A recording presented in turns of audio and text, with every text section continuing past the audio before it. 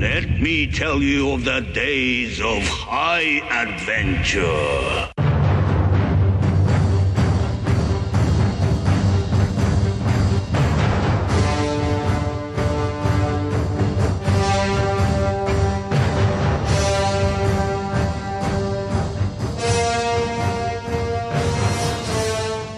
Hello, I'm Eric. And I'm Kevin. And this is 6 Degrees of Schwarzenegger, the podcast where we take a long, hard look at some of our favorite action movies of the era of Arnold. Schwarzenegger is the icon of the genre, and we're taking a deep dive into some of these 80s and 90s cult action movies and breaking them all the way down.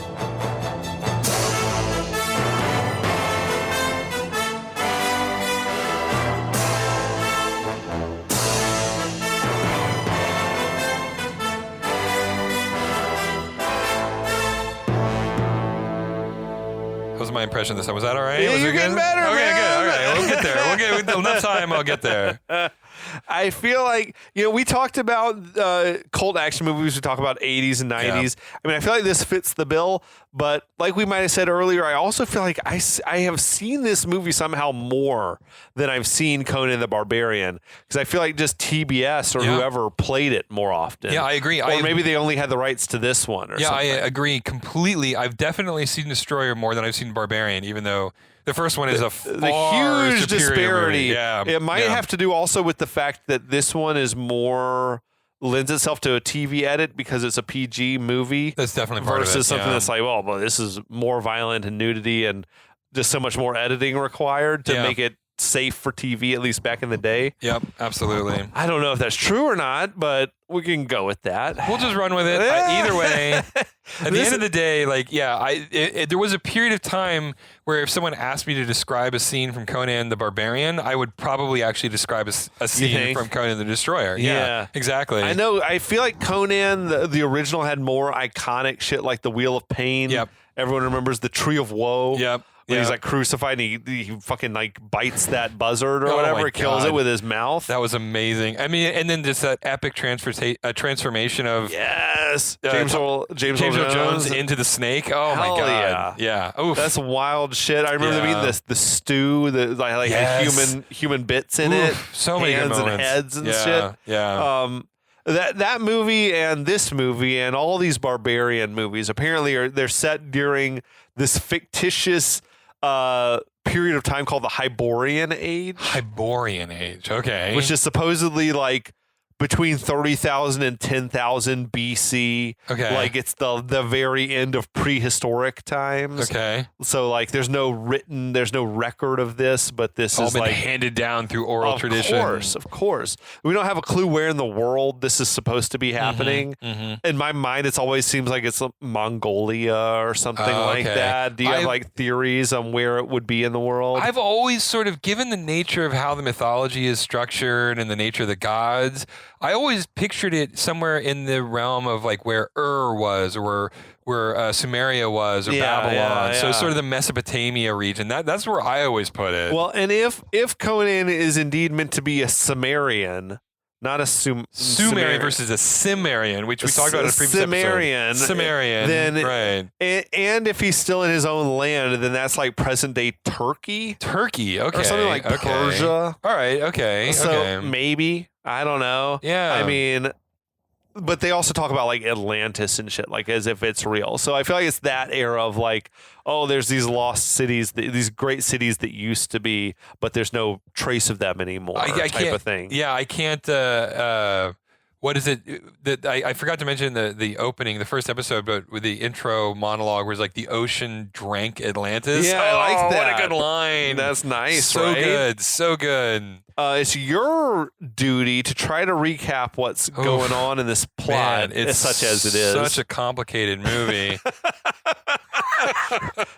Face Off, this is not. Ooh, this is not. Well, the movie opens with a bunch of black-clad soldiers attacking Conan and his buddy Malik. They overwhelm them after killing multiple soldiers, and one of the characters takes off her mask, reveals it's the queen Tamira. Yeah. Who says something? Yeah. Oh, Tamaris? Tamaris? Okay. Hold on. I don't know. It's Taramis. Taramis. Taramis. Yeah, okay. It's Taramis. The queen, the evil queen. The evil queen. Let's just go with the evil queen.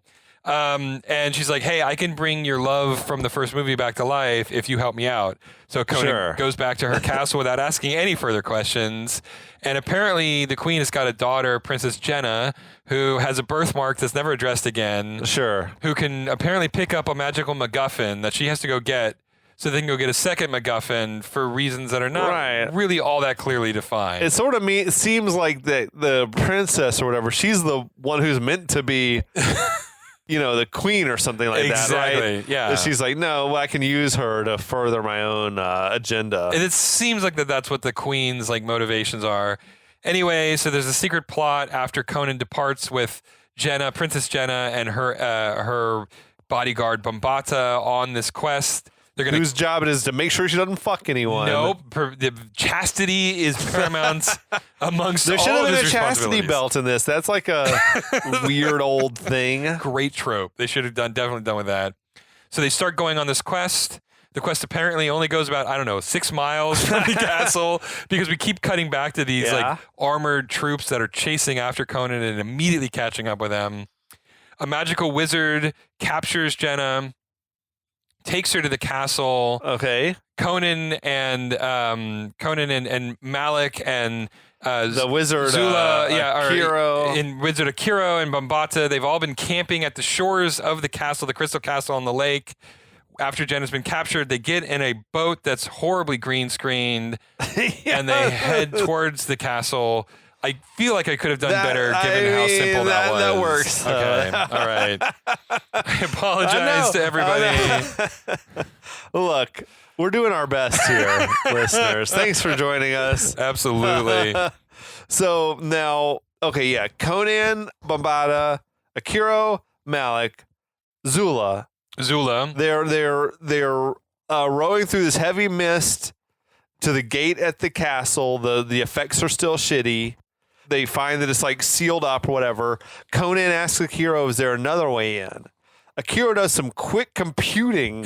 It seems like some magical computing and says, yeah, there's a way in underwater right beneath where we are.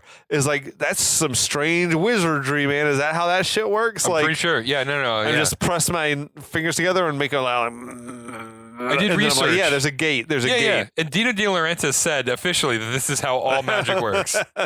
So now Malik, he's the chicken sort of scaredy cat comic relief character. He's once again hesitant to go along while all the others are jumping in the water. These horribly awkward dives. Oh my God. So amazing. Just belly flop after belly flop into the water. He reluctantly follows. He's like, they need me. And then he jumps in fully clothed in the water, which I can't imagine anything worse than you wearing leather and fur and jumping in the water. It's a recipe for drowning if ever there was one. Yeah, so Conan, he's leading the way, swimming and swimming until he finds this staircase that leads up out of the water. They had a full-on underwater unit on the movie because they had the underwater photography, and I'm like, that's money that could have been better used elsewhere. I mean, in a movie like this too, it would have actually been way better if it was one of those fake ones where they're pretending to be underwater. Oh yeah, for sure. And then just in post, they put a blue-green filter on it. For sure. So Conan emerges from out of the water. He draws his sword, followed by the others. There was this weird sort of musical cue when Zula came out and shook her ass, and there was it was like a xylophone, or whatever. It was odd. Right. Yeah. So now they started their way up this staircase.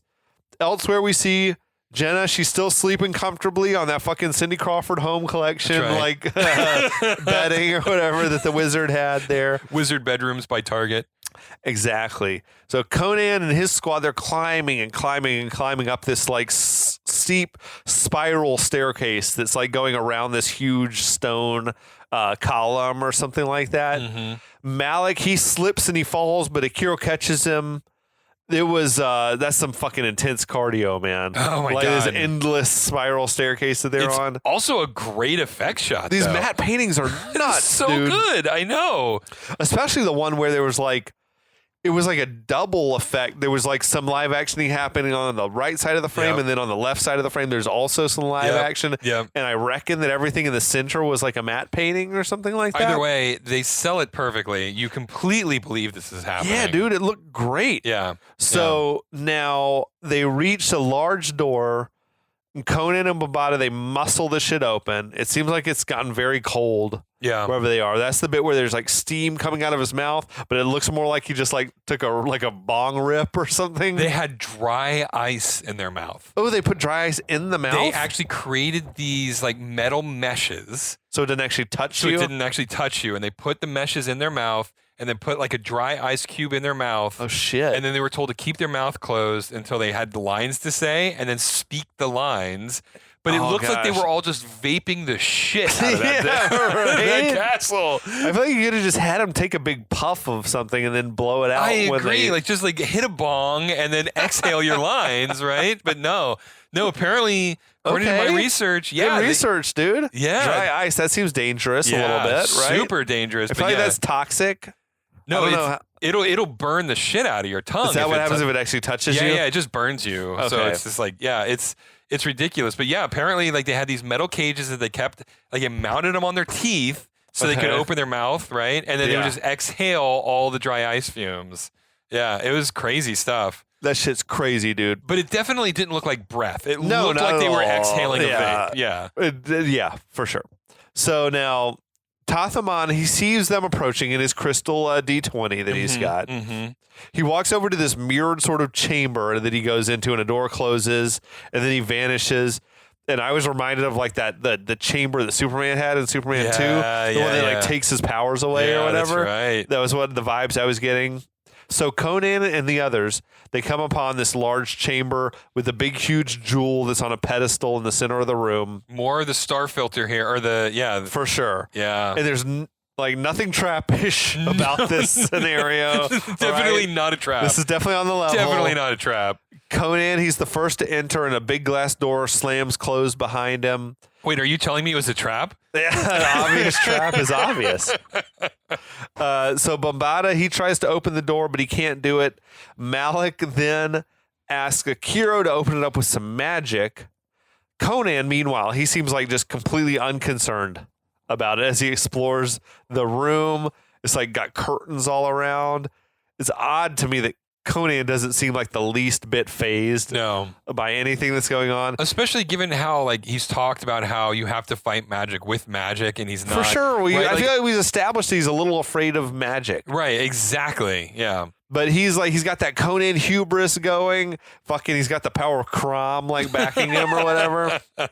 All around Conan, the curtains start to rise and reveal these red cloaked figures in this sort of hall of mirrors type of setup that they're in.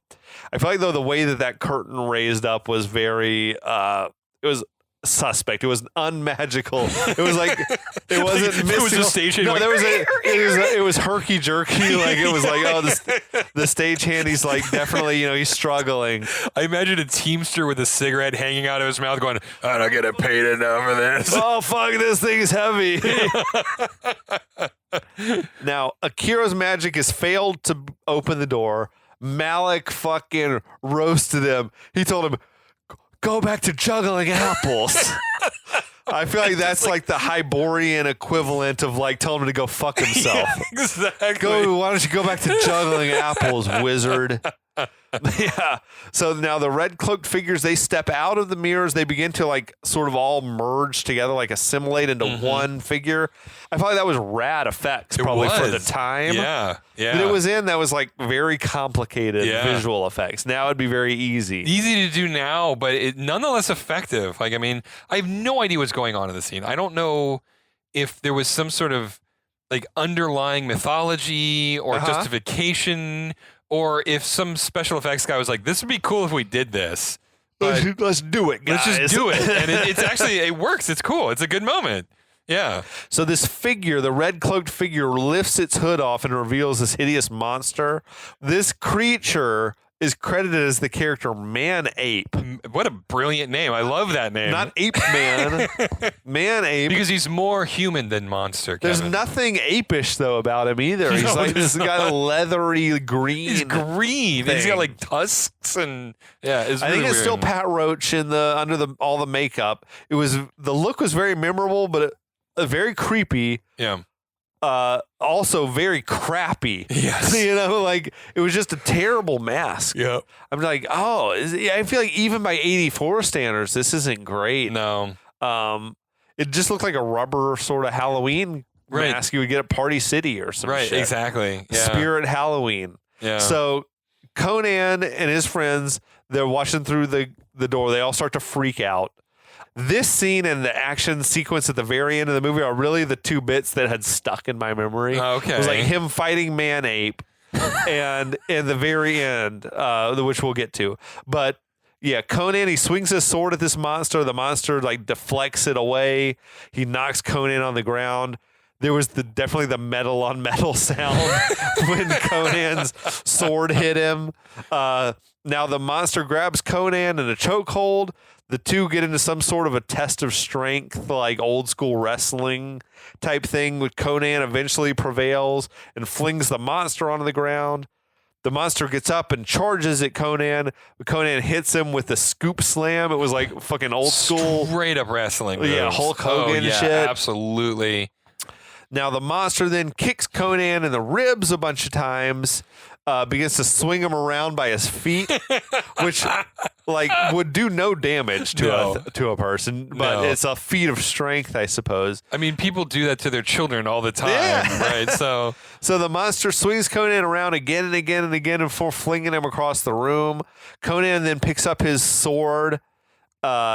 He stabs and swings at the monster, but it's useless. The blade's like passing right through him, which is weird because they were just in physical contact with each other. it's But unclear. now the sword can't touch him. It is unclear what the powers of this monster are. Man Ape has got weird skills and magic about him, right? Man Ape has powers that are contextual to whatever he needs in the moment. Sure. Conan, he rears back for one last big swing and it accidentally breaks one of the mirrors behind him, which harms Man Ape. He gets this big gash across his chest. As someone who is unbelievably clumsy, I appreciated that scene because That's for what you would do? Because for once in the history of the universe, clumsiness actually reveals someone's weakness. So I was all there for it. I was bought in at this point in the fight, knowing that someone who is unbelievably clumsy can still utilize that power for good. It's also very gruesome when this like big slash is. opens across his chest and everything. This is when like the that. makeup actually starts getting a little bit better, right? Like Yeah. The mask is really bad, but when they start adding all the gashes and stuff, it sort of recovers a little bit. So now elsewhere, the action seems to make Jenna like start to stir in her bed where she was sleeping. Conan breaks another mirror, which hurts the monster more. And it seems to be somehow also waking up Jenna. I don't know if there's like a correlation between a Man Ape being injured and Jenna, the spell on Jenna is like weakening or something like that. I guess But Tathamon only has so much magic juice, and he has to he's spreading it a little bit too thin right now. so then Man Ape comes and grabs Conan in a bear hug, and Conan for some reason just like drops his sword. The struggle continues, and Conan manages to like kick out another mirror. Yeah. The monster then drops Conan. He's got this big gash now across his face. This seems like a pretty bad flaw to me in Man Ape's design. I feel like mirrors getting broken, like during a desperate fight in a hall of mirrors, is like the most likely thing to happen. Though. I love the idea that this fight is happening, and Tathamon is going, I have made a huge mistake. Damn it. This looks so cool. My one weakness was as long as no mirrors get broken in this hall of mirrors during this fight. My architect assured me that Conan wouldn't break any mirrors. Yeah. So Conan, he scoops his sword back up. He starts breaking out all of the mirrors. Though instead of just breaking like mirror next to mirror next to mirror, he breaks one, then runs across the room and breaks another, then runs back across the room and breaks another. It's fucking weird. Looking on, Malik tells the others, That's exactly what I would have done. Exactly. Like, great delivery from the dude.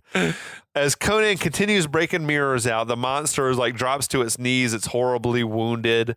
It shields itself under its cloak. I actually sort of felt bad for Manape. At the moment. He didn't ask for his weakness to be shattered mirrors. Like, all this poor thing is like you're killing him with a million small cuts, right, too. exactly. A death of 1,000 cuts is the worst way to go, man.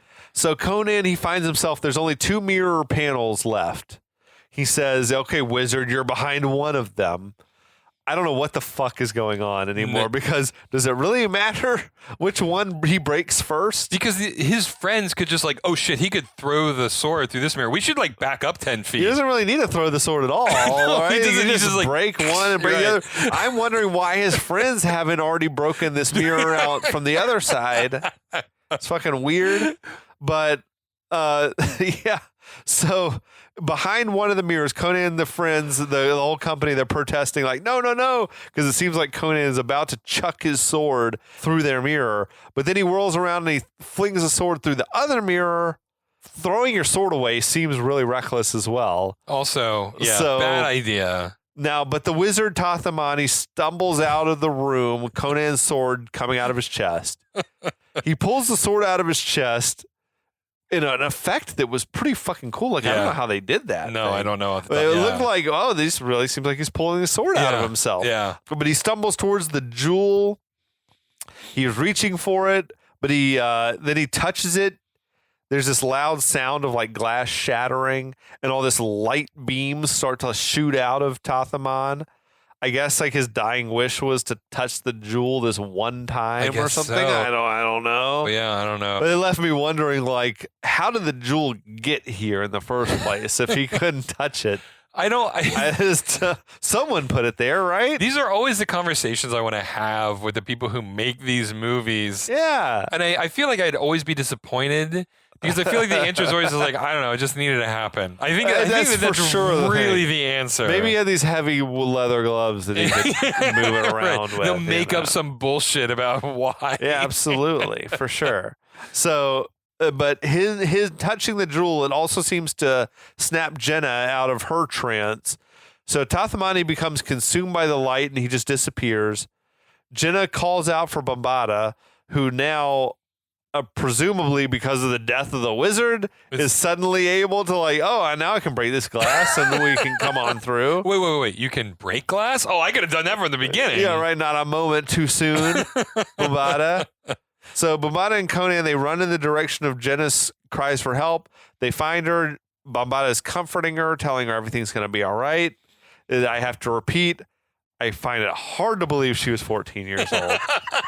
The way she was dressed. It's problematic the way the costumes they have her in. Costumes in this movie are like kinky shit. Oof, man, I know. Leave not a lot to the imagination. No. So the others, they go to examine like the monster's cloak. They whip it off, and underneath it's nothing but shards of broken mirror. Which is actually kind of cool. That was dope as fuck. That was super fucking like, cool. Super memorable to me. Yeah. So now, Conan, Jenna, and Bambata, they re-enter. Jenna approaches the jewel on the pedestal. After all, so much star flare here. I mean, just, oh my God, so much star flare. Got a lot of anticipation building. Jenna picks up the jewel and then just puts it in this pouch that Bambata's got. Yeah, boom, done. We're done. Yeah. Now the castle begins to sort of quake, and Conan yells that we got to get out of the castle quickly. It's like big, like, get to the chopper vibes. They're racing back through the bowels of the castle as the walls are all beginning to crumble. This is exactly how Red Sonja ended. By the way, it was like a castle collapsing because they had like broken the spell on the MacGuffin or whatever. Right. So all of these movies have basically the same script. Absolutely. You know, we're not breaking any new ground here. No. So they're racing back through the bowels of the castle. They pile into the boat. They shove off. These giant blocks are like falling all around them. As they row to safety, they watch the entire castle like sort of crumbling down into the lake. Yeah. Akira says, all an illusion. I don't know what the fuck he's talking about. What that meant. Right. Exactly. It wasn't. It was really there. If it was an illusion, we wouldn't have had to run for our lives. An illusion. What? Someone needed to be like, what the fuck are you talking I about? love the idea. Someone just like Dude. was like, all right, a kid who got into the heroin again. Someone. Right. We get some more bad composite shots though as they're rowing away. I know. So sometime later, the company, they're back on their horses. They're riding down the road. And they're suddenly attacked by now finally Taramis's goons have caught up with them. That's right. Right? Somehow, again, it's unclear to me how they could be chasing them so close and then still taking as long as it took for them to catch up. So the main goon snatches Jenna off her horse and rides off. Conan's fighting one dude. Bombada is watching on with like just mild interest in everything that's happening as Jenna's like screaming for help. I feel like this is like the point in the movie in which everyone, it should be obvious, like Bombada is mixed up in whatever the fuck is going on right now. Absolutely. So Zula, she races to help. Bombada sort of seems like probably intentionally like crashes his horse into her horse. They fall off, whatever. It's a decent stunt though. I'm like, that seems dangerous to do. Again, like those poor horses. Yeah. So Conan, he kills a goon. He rides off after the attacker that had taken Jenna. Malik kills a dude with his patented move, which is jump on the horse behind him and start like stabbing him in his kidneys. Get those kidneys.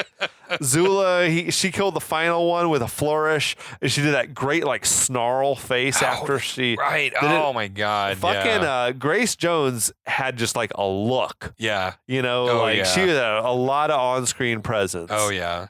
So Conan catches up with the other rider who had taken Jenna to this like amazing like alpine clearing sort of set. I don't know if this was a real location or an effect shot or what, but it was the most stunning visual in the whole movie was this location with all the mist and the trees and everything like that.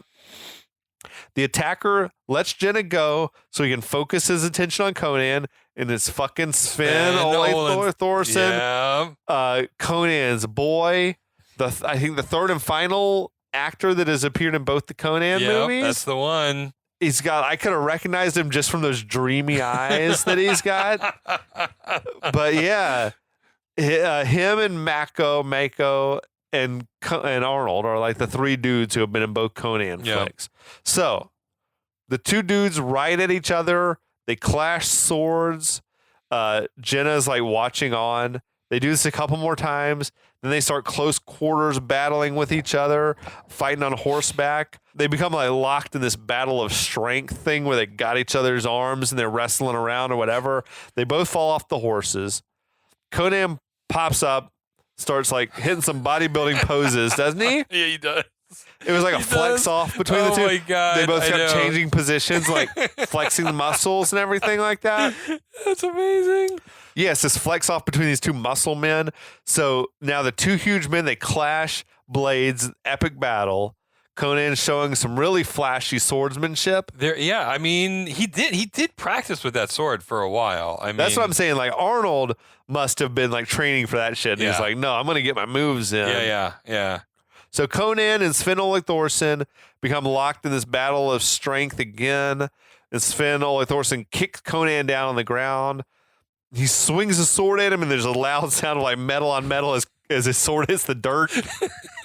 You know? Fucking Foley guy was out of control in this movie. I love it. He just had those sword clash noises, like hit him whenever. Queued up, ready to go. For sure, dude. Any excuse, man. So Conan fends off this killing stroke and slices Sven Ole Thorson across his belly. Sven goes down. Conan finishes him off, and he's standing over his vanquished foe. And at this moment, Bombada comes riding through, takes a swing at Conan with his big old mace. He knocks Conan down and swings around to come at him again. That's when Jenna runs in and is like, tells him to stop. Conan's like, what the fuck are you doing, basically? Yeah, right. And he's like, I thought you were going to hurt the girl. Who was it? He says, what? Fucking what? That's Conan's not buying the bullshit. No. Like, no one in this group, including Jenna, should be believing this obvious lie. Oh, right. I Exactly. thought you were going to hurt the girl. Clearly, Bombada is a bad guy. I mean, we know this definitively. Everybody knows this definitively For sure. at this point. I feel like they could have choreographed this a little bit better to make that maybe more believable. Right. If Right. Jenna had been in the midst of the conflict and he shows If up. she had come in and Conan was like, maybe she was in harm's way or Right, something that made make exactly. sense, but like Conan just fought like this mountain of a man to save her. It clearly, I thought you were gonna hurt. I thought you were waiting for this moment to hurt the girl. you had to take care of the big dude before you killed my girl. Yeah, exactly. Yeah. So I don't know, but Don't yeah. think about it too hard. Again, don't think well, about it too the thing hard. is, Conan seems to know it's a lie, Right. He gets it. Like, I mean- I feel, yeah. but he's still content just to let it slide, which makes no sense to me. I don't know. They But- needed the movie to keep going. You're right. We got to move on. If they fight right now, then the movie's over. Right, So- exactly. If you kill Bombada now and ride off into the sunset, there's no third act. So Conan, he points out that their attackers were the Queen's guards, right? Mhm. Says, he wants to know what's going on. Bombada is like, well, they weren't acting under her orders. Ain't no way he could even know that. Ow. That's the thing. Like, even if we were to assume that's true, how would you know that? You've been with us the whole time, dog. How could Like, you I'm know just- what? Right. Other than, like, I guess I know that I've known the Queen. She would never do this sort of thing. But still, that's just circumstantial. Yeah, no, it's bullshit to me. So Jenna, though, the princess, she's also just way too ready to just accept this. Okay. She goes over and she clings on to Bombada. And I guess, though, I don't know, he's been like her protector his whole life or her whole life. We could rationalize the shit out of this. At the end of the day, it happened because the movie needed it to happen. Because we got to move forward, but I feel like they've made it painfully obvious, though, that he's not to be trusted at the very least. If right? there were any doubt up to this point, it has been completely absolved. I mean, resolved. Like, there's no doubt. Yeah. But Yeah. that brings us to the end of another chapter, man. This movie keeps it moving. It does. There is not a down moment, which I love. I love that it is always one thing after another. A movie like this is exactly how it should be. Oh yeah, absolutely. Like, we don't give us too much time to think about this shit. Right, exactly. I don't want to do a 10-minute flashback sequence re-examining Conan's growth in the circle of pain. Like, I don't need any of that nonsense, you know? And I watched the first Conan with someone recently who had never ever seen it. Yeah. And I realized, boy, this movie, though, the pacing of the movie is just slow. Mm. Like, it's great. It's a good movie. I like it, but it's there's long periods of time where not much is happening. Interesting. And this one just keeps it moving. That's how we turned into this 90-minute movie or whatever, though, instead of a 2 hour plus. I just love the idea of an editor sitting in an editing bay going, conversation, we don't need that. And just cutting it. How short can we make this? It was like a challenge. It was a challenge for him or her to see how short they could get it down. If we cut out all the sex, If we get it PG, there's not much left. yeah. But that'll wrap us up for this week, listeners. Thanks for joining us. We'll be back again. Yes. There's still more Conan to talk about. Oh my God! At least 2 more episodes. We might just do a 6th episode for fun. Who At knows? least 2 more episodes. So thank you all for checking in. And until next time, we'll be back. We'll be back.